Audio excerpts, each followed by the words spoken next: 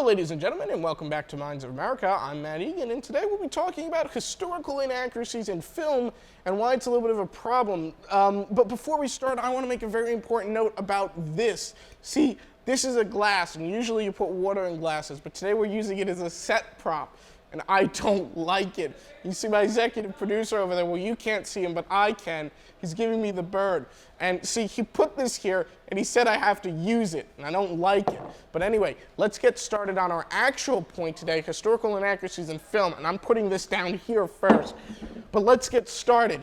So let's start with the Titanic, the movie in 1997 done by James Cameron, which was all around a popular movie. You know, cinematically, it's a good movie, don't get me wrong.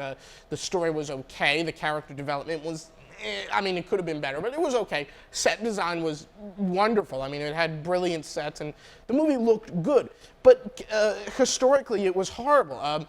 It was a complete character assassination of William Murdoch, Titanic's chief officer, and let's talk about that.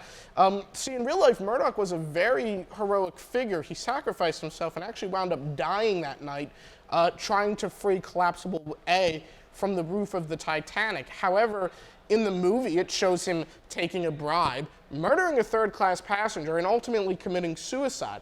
Another problem in that film, they show Bruce Ismay, Titanic's chairman, or White Star Line's chairman, rather, pressuring the captain into speeding and racing the Titanic through the ice field to beat a record, which, of course, never happened in real life. The Titanic was never built for speed.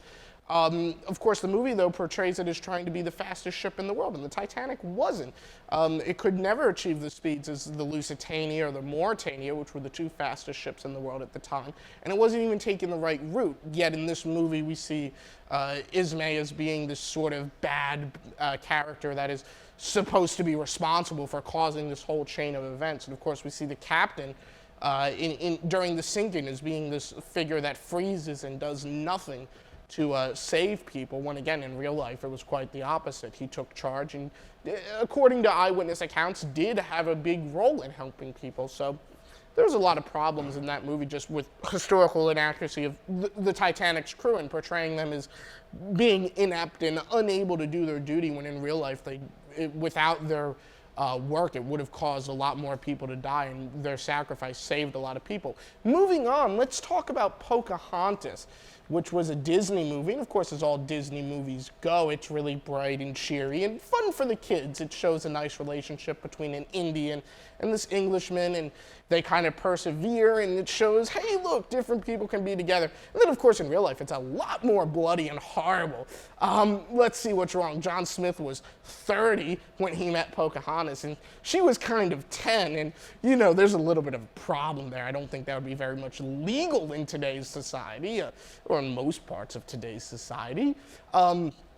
And it wasn't this kind of epic romance, it was more so illegal and that kind of thing, and I don't think Disney would want to show that.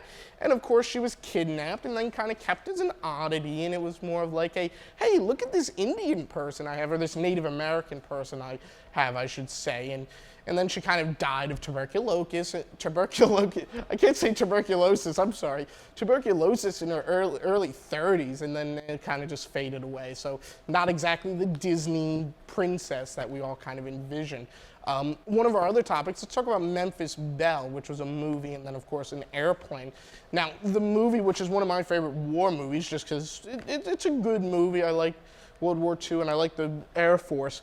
The movie kind of depicts the final mission of this airplane, which of course the Memphis Belle in real life is famous for being the only, or the first bomber to go its entire tour of duty, which would be 25 missions without getting a single hit, getting shot a single time. But in the movie, the final mission is shown as this great life and death situation where the plane is shot up. And there's a scene in the beginning where a plane comes in and lands and blows up because it had been damaged so badly. And then, of course, in the end of the movie, the Memphis Belle is damaged in such a way very similar, and it looks like the first shot of the movie, but of course the plane survives. But in this final mission in the movie, it's shown in such a way that the plane is damaged and hit by shells, and the pilot almost dies, and the cockpit shot up. I think the bombardier gets hit pretty bad too.